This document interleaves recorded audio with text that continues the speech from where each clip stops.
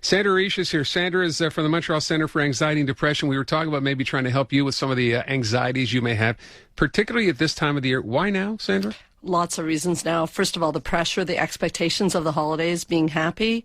We're also entering the shortest days of the year, and sunlight does have an effect on mood. Okay, so it makes sense that it would be happening now. It does. I said if you want to call up and get some advice here, whether you have a phobia, as we call it sometimes, anxiety about something, and if Sandra can help, you will. I got a couple here from people writing in saying, my biggest fear is turning into my parents. No, that's a legitimate fear. That's not something you can treat, right? It's a great letter, though. Great text message. Well, just the fact that they're asking that means they're aware. And if you're aware, you can change anything in your life. Just really? Stay You aware. can stop from turning into your parents? Absolutely. Really? Well, you can stay aware of what you didn't like in your parents and choose to do it a different way. Why not? Okay, I thought that was like a gag text. No, I don't think so. You get people who said that? I'm worried about turning into my parents? Absolutely. Aren't we all? No? You're not worried about turning into your parents? No. You had good parents. Yeah, I had great parents. Okay, well, there you go. Oh, I see. Okay. So you've heard this and you hear this on a fairly regular basis? Yeah. If you didn't have good parents, you don't want to repeat the errors. Right. Yeah. Okay, fair enough. This one says, I have a fear of, listen to this, we've had this before. I have a fear of dirty dishes in the sink. No joke. I get severe anxiety when I finish a meal and don't have time to clean up. Okay. What's that about? Well, we've had it before, you're right. And we've talked a lot about the relationship between control and anxiety. And that when things are out of control, it doesn't feel good. So the dirty dishes for this person represents things being out of control. And their way of feeling like things are in control is cleaning the dishes. But of course, control is an illusion. It has nothing to do with the dishes.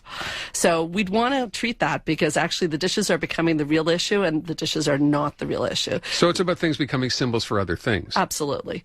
Well, as we talked about before, there's a lot of life that's out of control. We don't know what to do with that. We don't know what to do with the fact that traffic can come up or something can happen to someone. So if we focus on the dishes, we don't have to deal with all those other things that can be a lot scarier than dishes. So let me ask you a question. You were supposed to be here at 3:45. Yes. You got caught in traffic. Yes. You knew you were going to be late.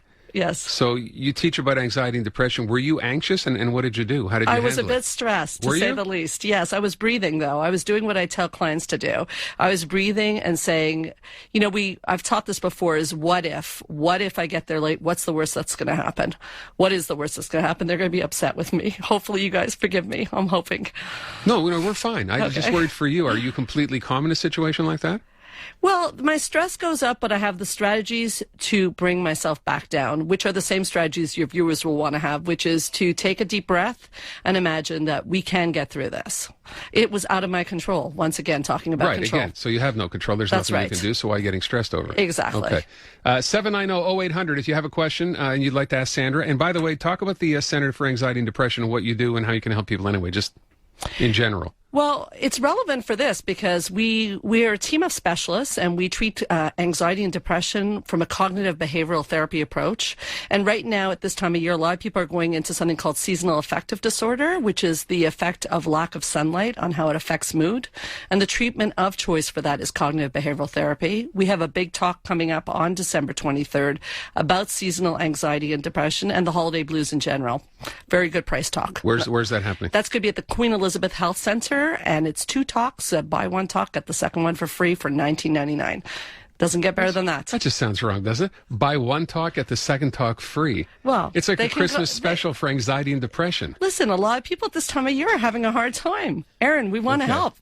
All right. Queen Elizabeth Health Center, which is just off Sherbrooke? Yes, 2111 North Clef. But you can call us for information at 514-777-4530. Okay, we don't have a whole lot of time, but I know we have Helen on the line from Lachine. Helen, what's your issue? What can Sandra help you with? I don't have an issue, but you talked about turning into your parents. Yeah. I looked in the mirror because I married my mother.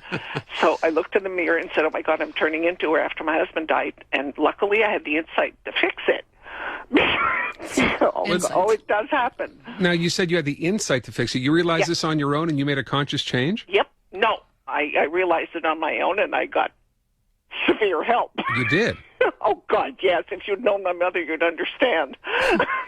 Wow, that's fascinating. Oh, yeah. So, and what made you realize this was happening? What made you think it was happening? Because I looked at myself and saw how my life was going and what things were happening and how people were reacting to me. And as opposed to my mother who thought the world was wrong and she was right, I realized I don't think so. Wow. Do you want to be right or do you want to be happy? Right, exactly. So I wanted to be happy, which I am. Took a lot of work, but It works. Yeah, you don't Good for want you. it. Yeah, no, you got to look in the mirror and have a little insight, and it works. What if you have no insight? What if you don't even know this is happening? Well, Then you don't have many friends, and I guess you're not not. happy. yeah. Well, you have to look at the common denominator. If you don't have a lot of friends, the common denominator is you. So what you did with your insight was awareness, what we just talked about. If you're Yeah. aware, you can change. Let's go to Henry, or to George rather, Insane Henry. George, go ahead. Yes, hi. Thanks for taking the call. I have a sister every year this time has, as you said, the seasonal affective disorder. What's the easiest way to get somebody to get help? Like my brother and I have tried, and like she just doesn't see it. We clearly see it, and how do you get someone to get help? Is she feeling that her life is going well? No, not at all. Not at all. And it's always about the last 2 weeks of December every year, and we try our best, but, we can only go so far. Does she know about seasonal affective disorder? I suspect she might.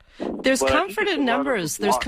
There is comfort in numbers. 4 to 6% of Canadians suffer from seasonal affective disorder. It's a serious thing because we live in a place where there's not a lot of sunlight.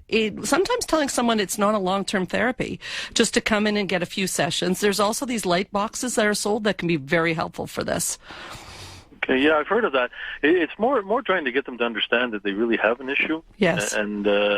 And we can only do so much as family members, but I'm just wondering why it's always this time of year. So you're saying it's the shortness of the days and Yes. the approaching Christmas, I guess. Yes, the brain chemistry is affected by how much light goes in, and therefore there's a reduction in serotonin, which, by the way, has a big effect on mood. All right, George, thank you for the call. A couple of quick texts before we got to go. This one says, first of all, it says, I feel anxiety when I drop my kids at school these days due to Newtown. Of course, it's the first anniversary of the Newtown, tragedy at the school there. So what do you do for a situation like that? Take a deep breath. I mean, again, it's the same thing you were just asking me about getting here against traffic. There's a certain element of our lives. It's not, obviously that's a much more serious issue, but we cannot control for this. We cannot keep our kids in a bubble. So we have to sort of trust life and trust our ability to cope with life. So we let our kids off, we take a deep breath, and we move on with our day. Okay, someone's asking, what could happen if anxiety or depression isn't treated?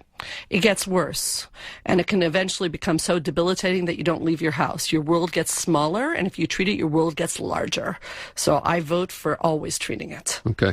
We're out of time. For folks that want to get a hold of you and, maybe get some more information on this, possibly privately, whatever, what's the best way to find you? 2 ways. The phone number is 514-777-4530, or the website helpforanxietydepression.com. All right, Sandra, thanks so much, and Thank you. take it easy driving home. Thank you so much, All right, you got to Aaron. drive back up to the West Island? I am. Take a breath. Thank you. All right. Okay.